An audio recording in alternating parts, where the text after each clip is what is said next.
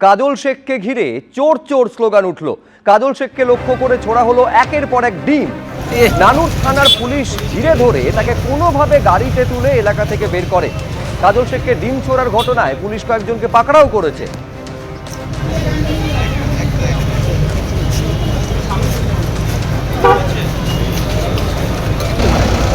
দেখো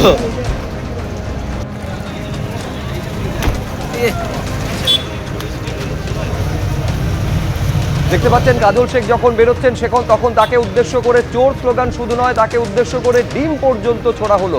কোনো রকমে সেখান থেকে তাকে পুলিশ, নানুর থানার পুলিশ ঘিরে ধরে কোনোভাবে গাড়িতে তুলে এলাকা থেকে বের করে।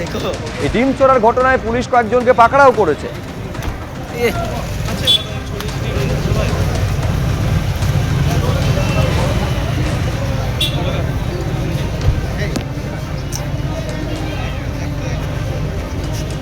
পরের খবরে আসবো।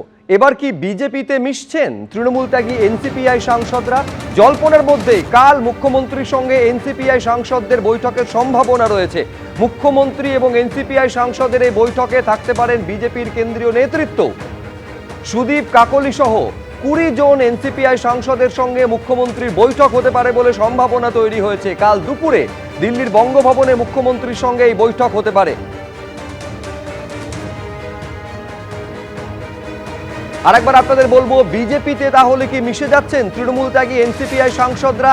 এইরকম একটা জল্পনার মধ্যে আগামীকাল মুখ্যমন্ত্রীর সঙ্গে এনসিপিআই সাংসদদের বৈঠকের সম্ভাবনা রয়েছে। এই বৈঠকে বিজেপির কেন্দ্রীয় নেতৃত্বও থাকতে পারেন। সুদীপ বন্দ্যোপাধ্যায়, কাকলি ঘোষ দস্তিদার সহ 20 জন এনসিপিআই সাংসদ, তাদের সঙ্গে মুখ্যমন্ত্রীর বৈঠক হতে পারে বলে সম্ভাবনা।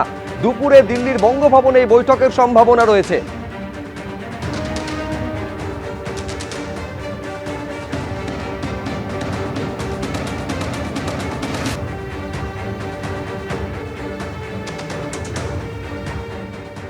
গত 23 তারিখ সুদীপ বন্দ্যোপাধ্যায় কি বলেছিলেন দেখাবো। আবার যার যার কথা মুখ্যমন্ত্রী উপস্থিত থাকলে সে সবার গুরুত্ব এমনিতেই বেড়ে যায়, এবং বাংলারই এমপি আমরা, তাতে সেখানে খুব ফলপ্রসূ আলোচনা হবে বলে মনে হচ্ছে।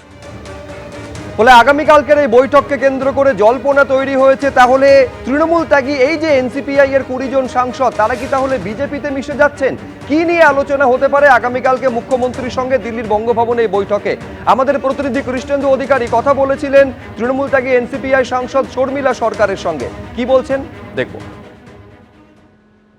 আমাদের সিএম আসছেন এখানে, এবং আমরা 20 জন যারা এনসিপিআই এর মেম্বার আছি তারা বসবো সিএম এর সঙ্গে, এবং এখানকার লিডারশিপ হয়তো থাকবে। আমি এক্স্যাক্টলি জানি না কি হতে চলেছে, তবে আমাদের যে কথাবার্তা আছে বা আমাদের যে কিছু ডিমান্ড আছে সেগুলো নিয়েও আলোচনা, আমরা যাতে ঠিকঠাক করে কাজ করতে পারি বা যে সেই বিষয়গুলো নিয়ে আলোচনা, এগুলো আমাদের দিক থেকে আমি বলছি, আমার দিক থেকে আমি বলছি। বাকিটা দেখা যাক কি হয়। বিকল্প প্রস্তাব কি এরকম আসছে যে আপনারা বিজেপিতে শিফট করবেন, এরকম কিছু? আমরা সাপোর্টে আছি এইটুকু পর্যন্ত বলতে পারি। তো এখনো পর্যন্ত আমরা সেই হিসেবে কিন্তু কিছু ভাবিনি পর্যন্ত। যেটা ঠিক আছে যে বঙ্গভবনে হবে মিটিংটা 1টা নাগাদ, উনি আসছেন, ব্যাস সেটুকুই। আমরা দেখা করতে চাই, উনি আসছেন, আমাদের সঙ্গে দেখা করবেন। এবিপি আনন্দ, এগিয়ে থাকে, এগিয়ে রাখে।